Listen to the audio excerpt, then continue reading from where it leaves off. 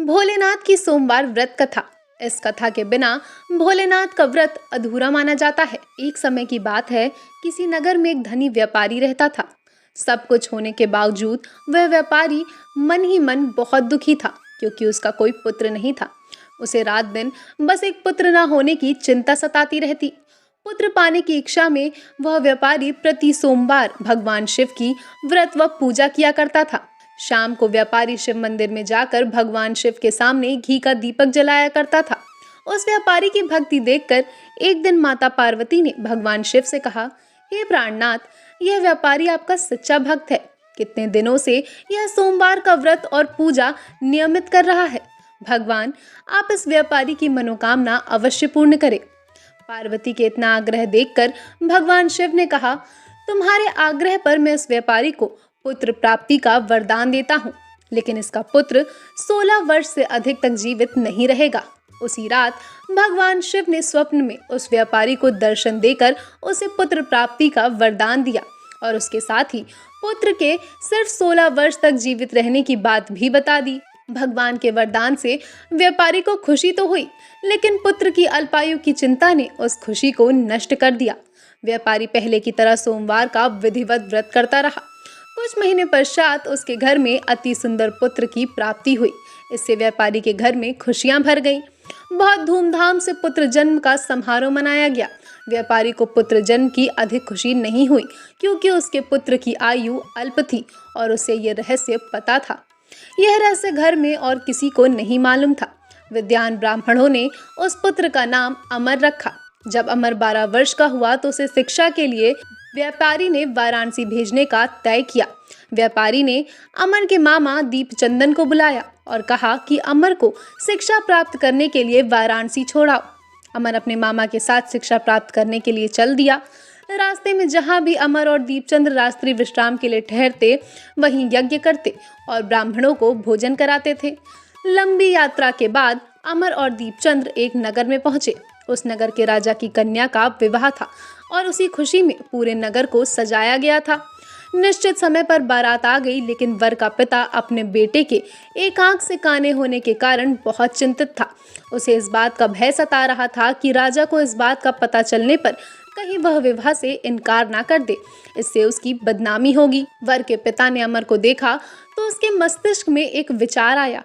उसने सोचा, क्यों ना इस लड़के को दुल्हा बनाकर राजकुमारी से विवाह करा दूं। विवाह के बाद इसको धन देकर विदा कर दूंगा और राजकुमारी को अपने नगर में ले जाकर रखूंगा। वर के पिता ने इसी संबंध में अमर और दीपचंद से बात की। दीपचंद्र ने धन मिलने के लालच में वर के पिता की बात को स्वीकार कर लिया। अमर को दूल्हे के वस्त्र पहनाकर राजकुमारी चंद्रिका से उसका विवाह करवा दिया गया। राजा ने बहुत सा धन देकर राजकुमारी को विदा किया। अमर जब लौट रहा था तो वह यह सच छिपा नहीं सका और उसने राजकुमारी की ओढ़नी पर लिख दिया, राजकुमारी चंद्रिका, तुम्हारा विवाह तो मेरे साथ हुआ था। मैं तो वाराणसी में शिक्षा प्राप्त करने जा रहा हूँ। अब तुम्हें जिस नवयुवक की पत्नी बनना पड़ेगा वह काना है। जब राजकुमारी ने अपनी ओढ़नी पर यह लिखा हुआ पढ़ा तो उसने काने लड़के के साथ जाने से साफ इनकार कर दिया। राजा ने सब बात जानकर राजकुमारी को महल में ही रख लिया। उधर अमर अपने मामा दीपचंद के साथ वाराणसी पहुंच गया। अमर ने गुरुकुल में पढ़ना शुरू कर दिया। जब अमर की आयु 16 वर्ष की पूरी हो गई तो उसने एक यज्ञ किया और यज्ञ की समाप्ति पर ब्राह्मणों को भोजन कराया और खूब अन्य वस्त्र दान किए। रात को अमर अपने शयन कक्ष में सो गया। शिव के वरदान अनुसार शयनावस्था में ही अमर के प्राण पखेरु उड़ गए। सूर्योदय पर मामा अमर को मृत देखकर रोने पीटने लगे। आसपास के लोग भी एकत्रित होकर दुख प्रकट करने लगे। मामा के रोने विलाप करने के स्वर समीप से गुजरते हुए भगवान शिव और माता पार्वती ने भी सुने। पार्वती जी ने भगवान से कहा, प्राणनाथ, मुझसे इसके रोने के स्वर सहन नहीं हो रहे हैं। आप इस व्यक्ति के कष्ट अवश्य दूर करें। भगवान शिव ने पार्वती जी के साथ अदृश्य रूप में समीप जाकर अमर को देखा तो पार्वती जी से बोले, पार्वती, ये तो उसी व्यापारी का पुत्र है जिसे मैंने 16 वर्ष की आयु का वरदान दिया था। इसकी आयु अब पूरी हो गई है। पार्वती जी ने फिर भगवान शिव से निवेदन किया, हे प्राणनाथ, आप इस लड़के को जीवित कर दे, नहीं तो इसके माता पिता पुत्र की मृत्यु के कारण रो रो कर अपने प्राणों को भी त्याग देंगे। इस लड़के का पिता तो आपका परम भक्त है, वर्षों से सोमवार का व्रत करते हुए आपको भोग लगा रहा है।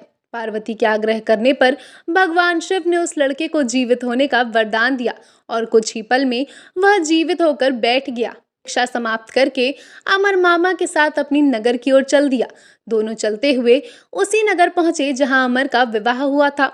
उस नगर में भी अमर ने यज्ञ का आयोजन किया। समीप से गुजरते हुए नगर के राजा ने यज्ञ का आयोजन देखा।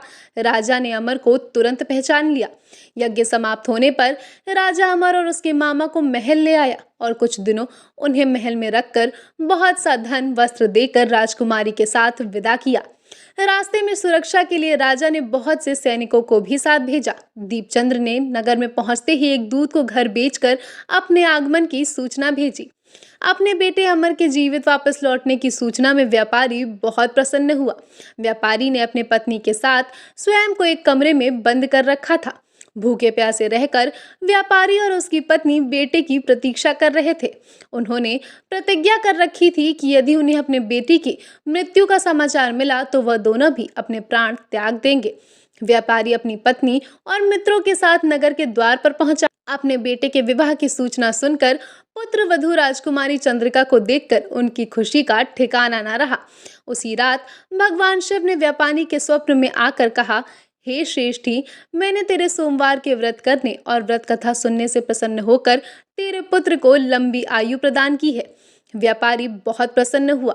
सोमवार का व्रत करने से व्यापारी के घर में खुशियां लौट आई।